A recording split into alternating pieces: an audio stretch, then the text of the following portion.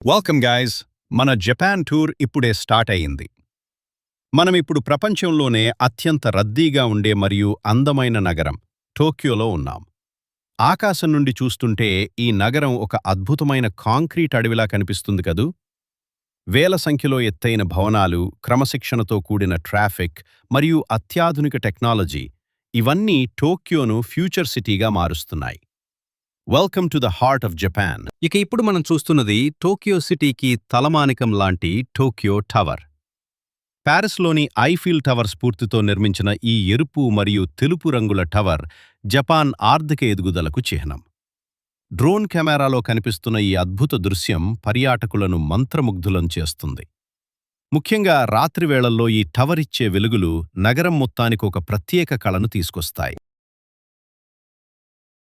ఆకాశం నుండి చూస్తుంటే జపాన్ ఒక అద్భుత కావ్యంలా కనిపిస్తుంది. ఆధునిక ఇంజనీరింగ్ వింతలు, విశాలమైన రోడ్లు మరియు క్రమశిక్షణతో కూడిన ఈ నగరం డ్రోన్ వ్యూలో మరింత గ్రాండ్గా కనిపిస్తోంది. నిజంగా ఇదొక విజువల్ ఫీస్ట్.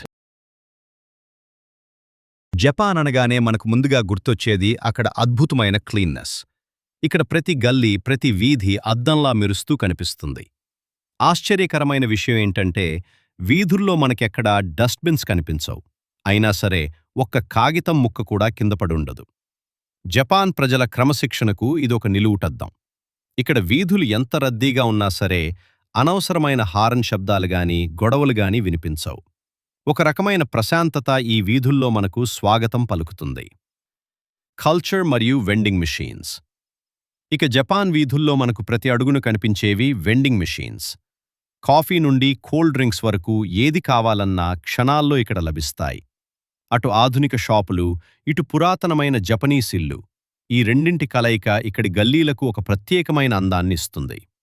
ముఖ్యంగా సాయంత్రం వేళల్లో ఆ చిన్న చిన్న రెస్టారెంట్ల నుండి వచ్చే వాసనలు, ఆ నియాన్ లైట్ల వెలుగులు మనల్ని వేరే లోకానికి తీసుకెళ్తాయి. ఇక్కడ వీధుల్లో నడవటం అంటే కేవలం ఒక ప్రయాణం కాదు, అదొక మధురమైన జ్ఞాపకం. సూర్యుడు అస్తమించగానే జపాన్ నగరం సరికొత్త రంగులను అద్దుకుంటుంది. పగలు ఎంతో పద్ధతిగా, బిజీగా ఉండే వీధులు రాత్రి అవగానే రంగురంగుల నియాన్ లైట్లతో మెరిసిపోతాయి. ముఖ్యంగా టోక్యోలోని షింజుకు మరియు షిబుయా వంటి ప్రాంతాల్లో నైట్ లైఫ్ ఒక రేంజ్లో ఉంటుంది.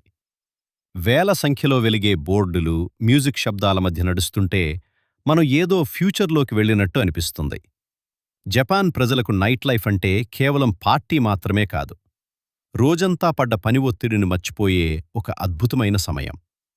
ఇక అసలైన జపాన్ పబ్ అనుభవం కావాలంటే మనం ఇజాకాయాలోకి వెళ్లాల్సిందే. ఇవి జపాన్ స్టైల్ లోకల్ పబ్స్ అన్నమాట. ఇక్కడ కేవలం డ్రింక్స్ మాత్రమే కాదు, రుచికరమైన యాకిటోరీ మరియు లోకల్ స్నాక్స్ చాలా ఫేమస్. చిన్న చిన్న సందుల్లో ఉండే ఈ పబ్స్లో జపనీస్ ప్రజలు తమ ఫ్రెండ్స్ మరియు కొలీగ్స్తో కలిసి గంటల కొద్దీ నవ్వుతూ, ముచ్చటిస్తూ కనిపిస్తారు. వెస్ట్రన్ పబ్స్తో పోలిస్తే ఇక్కడి పద్ధతి చాలా భిన్నంగా మరియు వెరైటీగా ఉంటుంది. మీరు జపాన్ వెళ్తే మాత్రం ఈ కలర్ఫుల్ నైట్ లైఫ్ను మిస్ అవ్వకండి.